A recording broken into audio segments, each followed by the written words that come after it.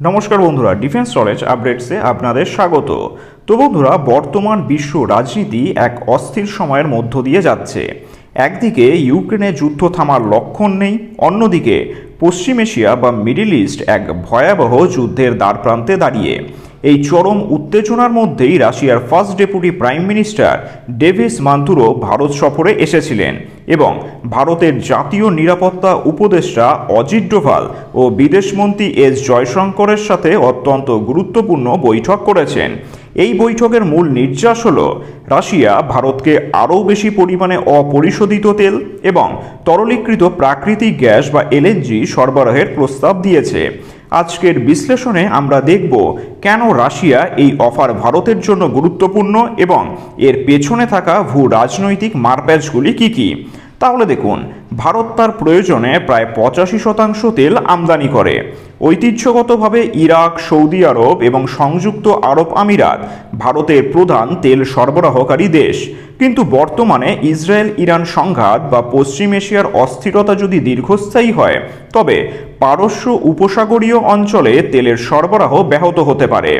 লোহিত সাগর বা হরমুজ প্রণালীতে যদি সরবরাহ ব্যবস্থা ভেঙে পড়ে, তবে বিশ্ববাজারে তেলের দাম আকাশচুম্বী হবে।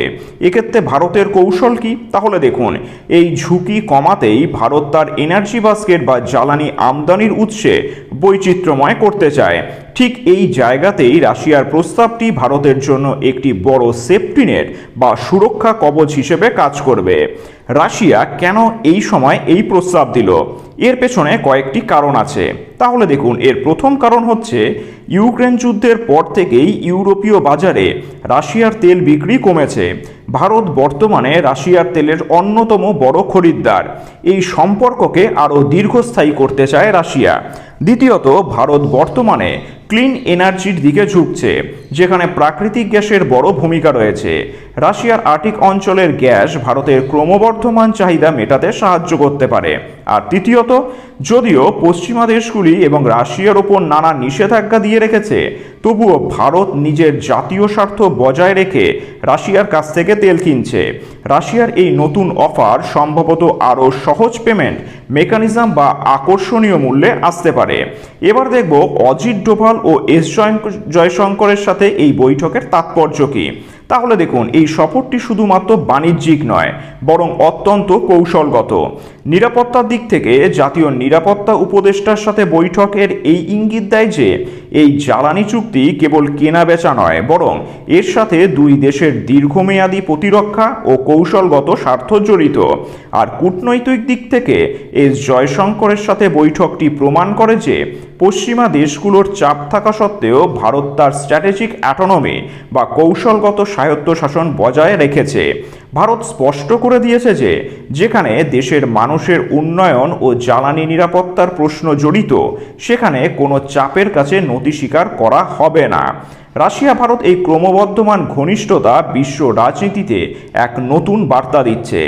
আমেরিকা ও ইউরোপীয় দেশগুলো ভারতের এই পদক্ষেপে খুব একটা খুশি হবে না, তবে ভারতের ক্রমবর্ধমান অর্থনৈতিক শক্তি ও পশ্চিম এশিয়ার অস্থিতিশীলতার কারণে তারা ভারতকে সরাসরি বাধা দিতেও হিমশিম খাচ্ছে। রাশিয়া থেকে তেল ও গ্যাস আনার ক্ষেত্রে পরিবহন খরচ এবং পথ এটি একটি বড় চ্যালেঞ্জ। চেন্নাই ভ্লাদিমির মেটেরিক করিডোর এই ক্ষেত্রে গেম চেঞ্জার হতে পারে। রাশিয়ার এই অফার ভারতের জন্য এমন এক সময় এসেছে যখন বিশ্ববাজারে তেলের দাম বাড়ার প্রবল সম্ভাবনা রয়েছে। পশ্চিম এশিয়ার যুদ্ধ লাগলে ভারত যাতে সংকটে না পড়ে, তার জন্য এই বিকল্প পথগুলো তৈরি রাখা অত্যন্ত দূরদর্শী পদক্ষেপ। ভেনিস মান্তুরোভের এই সফর ভারত রাশিয়া বন্ধুত্বের এক নতুন অধ্যায়ের সূচনা করল, যা জ্বালানি নিরাপত্তার পাশাপাশি ভূ রাজনীতিতেও ভারতের অবস্থানকে আরও শক্তিশালী করবে। এই ভিডিও সম্পর্কে আপনার কি মতামত তা নিচে অবশ্যই কমেন্ট করে জানাবেন। আর চ্যানেলটি ভালো লাগলে অবশ্যই লাইক, শেয়ার ও সাবস্ক্রাইব করে দেবেন।